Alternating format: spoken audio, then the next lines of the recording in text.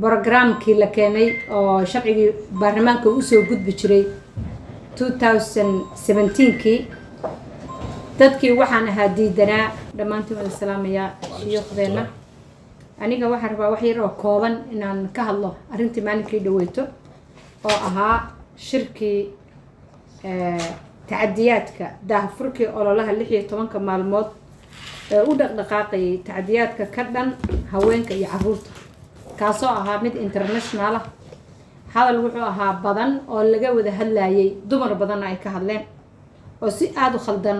loo turjumay oo loo warwareejiyay waxaan rabaa inaan hortiinan ka caddeeyo inuu ahaa shirka hadda warqadaas aan idiin qoray oo la yiri qoomuluud bay ka hadlayeen ama ku saabsanaa qoomuluudkana meel uu ku jiro iyo meel aan hadalkiisa xataa soo qaaday aniga ma jirin afkayga lagama hayo marka waxaa jiray برنامجkii la keenay oo sharcigii baarlamaanka uu soo gudbi jiray 2017kii dadkii waxaan ahaa diidanaa oo celiyay ayaan ahaa ani